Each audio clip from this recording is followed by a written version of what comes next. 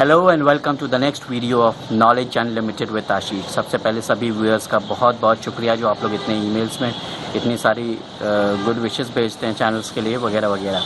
तो बहुत बहुत आप सभी व्यूअर्स का बहुत अच्छा जो रिस्पांस मिल रहा है वीडियोस को, मुझे उससे बहुत खुशी है and I really thanks each and every viewer of this channel that is knowledge unlimited with आशीष। आज इस वीडियो में हम जिस टॉपिक पर बात करने जा रहे हैं वो एक चैप्टर है जिसका नाम है भोली। ये चैप्टर लिया गया है फुटप्रिंट्स विदाउट फीट बुक से। ये क्लास 10th की CBSE पैटर्न पर चल रही है, राइट। तो इस चैप्टर को डिस्कस करते हैं। ये जो चैप्टर है भोली, ये बेसिकली जिस बच्ची का है उसका नाम है सुलेखा, लेकिन क्योंकि उसका नेचर इतना ज़्यादा सिंपल है इसलिए सब लोग उसके गांव में उसको बोलते हैं भोली द सिंपलटन। भोली द सिंपलटन, सिंपलटन इसलिए क्योंकि बहुत ज़्यादा सिंपल है। सब लोग उसको एकदम समझते हैं कि बहुत ज़्यादा सीधी सादी है, ठीक है। तो इसलिए सुलेखा उसको कोई बोलता ही नहीं, सब लोग उसको क्या बोलते हैं, भोली। ये जो गाँव में एक आदमी रहता है रामलाल, ये उसकी 4th नंबर की डॉटर है, ठीक। अब जब ये 10 महीने की होती है तो इसको सर पे चोट लग जाती है और इसका दिमाग ठीक तरह से उतना फ्रीक्वेंटली काम नहीं करता, उतना तेज़ से काम नहीं करता। काम करता है लेकिन उतना तेज़ से काम नहीं करता, तो इसलिए थोड़ी सी बैकवर्ड हो जाती है और इसलिए गांव में सब लोग बहुत इसका मजाक भी उड़ाते हैं। और एक और क्वालिटी है जिसके कारण मजाक उड़ाते हैं, क्योंकि ये हकलाती है, स्टैमरिंग, समझ रहे हैं, स्टैमरिंग ये इसकी कैरेक्टरिस्टिक में है। तो इस वजह से क्योंकि हकलाती है इसलिए गांव में सब लोग बहुत इसका मजाक उड़ाते हैं और इसी कारण से ये बहुत कम बोलती है। जब ये 2 साल की थी तो इसको अटैक पड़ जाता है किसका, स्मॉल पॉक्स का, और इसके पूरे बॉडी में जो है बहुत दाग निकल आते हैं, धब्बे निकल आते हैं। तब से इसका और ज़्यादा मजाक बनने लगता है और ये बहुत ज़्यादा अपने में रहने लगती है, बहुत किनारे रहती है सब लोगों से, क्योंकि सब लोग इसका बहुत मजाक उड़ाते हैं, राइट। इसलिए बहुत कम बोलती है, बच्चों से भी बहुत दूर दूर रहती है। जब ये 7 साल की होती है तो इसके गांव में एक प्राइमरी स्कूल खुलता है, राइट। वहाँ पर तहसीलदार आते हैं इनॉग्रेशन करने। तो जब इनॉग्रेशन करते हैं तो उसके बाद तहसीलदार उस बंदे से बोलते हैं, रामलाल से, कि क्यों नहीं तुम इस गांव के लिए सबके लिए एग्जाम्पल सेट करते हो और अपनी बेटी को स्कूल में क्यों नहीं भेजते हो।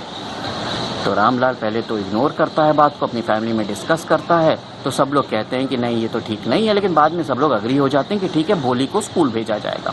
अब भोली को स्कूल भेजा जाता है। अब जब भोली को स्कूल भेजा जाता है तो उसको तैयार किया जाता है, उसके लिए नए कपड़े रखे जाते हैं। अब जब नए कपड़े रखेगी उसके लिए एक नया एक्सपीरियंस था, क्यों, क्योंकि उसको कभी नए कपड़े कोई खरीदवाता ही नहीं था। जो उसकी एल्डर सिस्टर्स के कपड़े होते थे वही उसको मिल जाते थे। तो ये उसके लिए नया एक्सपीरियंस था कि उसके लिए नए कपड़े आ रहे थे। स्कूल कैसा होता है ये उसे बिल्कुल पता नहीं था। ध्यान से समझिए इस बात को, स्कूल कैसा होता है ये उसे बिल्कुल पता नहीं था।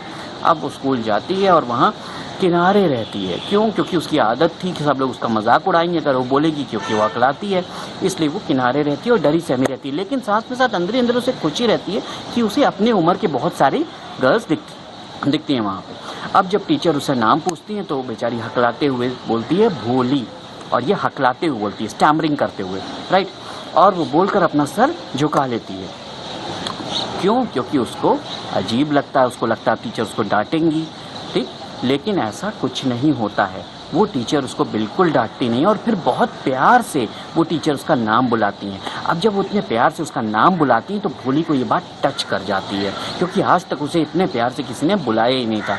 और फिर वो टीचर उसे कहती हैं कि तुम्हें किसी से डरने की ज़रूरत नहीं है, मैं तुम्हें अच्छी बुक्स दूंगी, तुम उस बुक्स को पढ़ोगी और तुम्हारे अंदर का जो डर है बोलने का वो ख़त्म हो जाएगा। और जब तुम वो बुक्स पढ़ लोगी तो मैं और बड़ी बुक्स दूंगी, तुम उसे पढ़ोगी, फिर तुम्हारे अंदर का और कॉन्फिडेंस डेवलप हो जाएगा।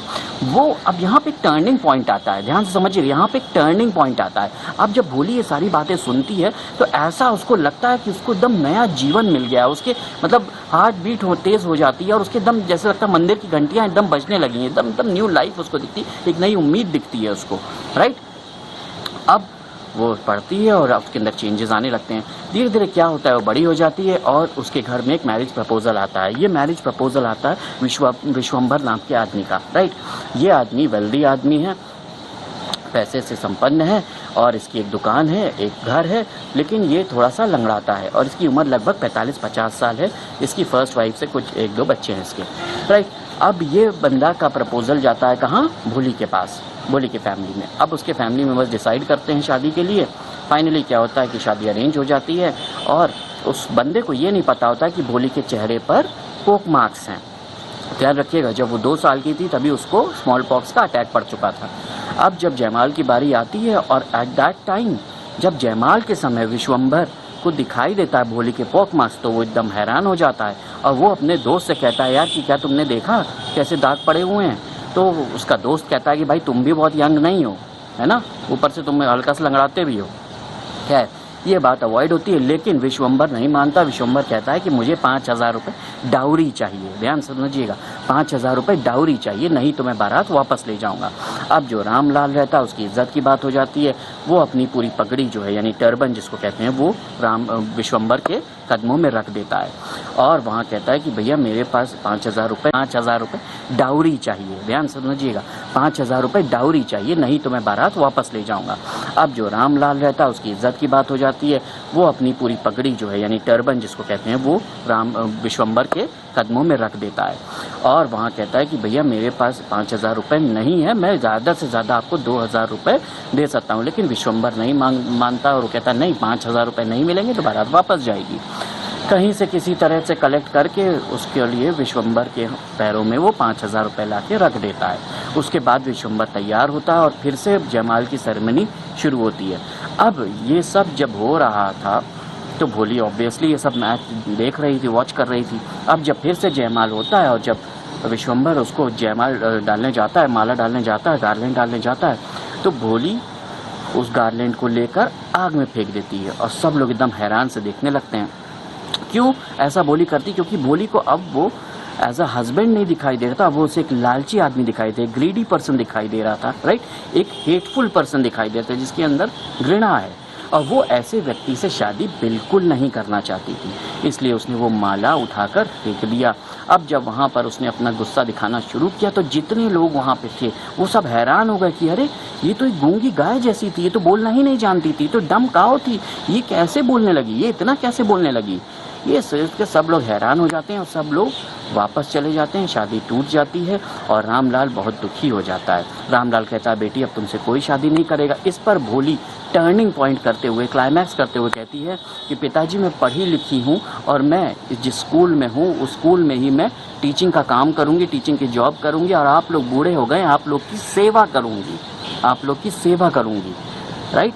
तो ये जो पूरा एंड है ये सारी उसकी टीचर्स देखते हैं वहाँ पर जो शादी में आए हुए होते हैं और वो उसके कॉन्फिडेंस को देख के बहुत खुश होते हैं और ये स्टोरी भोली के माध्यम से ये जताती है कि एक्सेप्टेंस और इम्पोर्टेंस, ध्यान से सुनिएगा, एक्सेप्टेंस और इम्पोर्टेंस ऑफ एजुकेशन, कि एजुकेशन के बेसिस पर कितना सोसाइटी में एक्सेप्टेंस और इम्पोर्टेंस मिलता है आपको, कि एक बच्ची जो बिल्कुल बोलती नहीं थी, जो हकलाती थी, वो जब उसको एजुकेशन का साथ मिला तो वो कितनी मैच्योर हो गई, कितना कॉन्फिडेंस हो गई कि उसके अंदर इतना कॉन्फिडेंस आया कि मैं अपने माता पिता की अकेले सेवा कर सकती हूँ, अपने माता पिता को अकेले मैं आगे की जीवन काट सकती हूँ।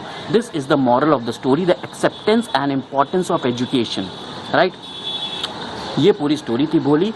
जितने भी स्टूडेंट्स पूरे इंडिया में किसी भी गांव में हो, किसी भी शहर में हो, क्लास 10th में CBSE पैटर्न पर पढ़ रहे हैं, ये तुरंत इस चैनल को सब्सक्राइब करिए, knowledge unlimited with Ashish, and don't miss any. अब 10th में CBSE पैटर्न पर पढ़ रहे हैं, ये तुरंत इस चैनल को सब्सक्राइब करिए, knowledge unlimited with Ashish, and don't miss any upcoming video of knowledge unlimited with Ashish. ये पहली बात है। दूसरी बात, अगर आपने कोई वीडियो अभी का मिस कर दिया, इस वीडियो के डिस्क्रिप्शन में जाइए, सारे इंपॉर्टेंट वीडियोस इस वीडियो के डिस्क्रिप्शन में दिए हुए हैं, आप जो वीडियो मिस कर गए हैं उसे देख सकते हैं। Don't miss any video of knowledge unlimited with Ashish, this is in your favour, ये आपके फेवर की बात है, राइट। All the best.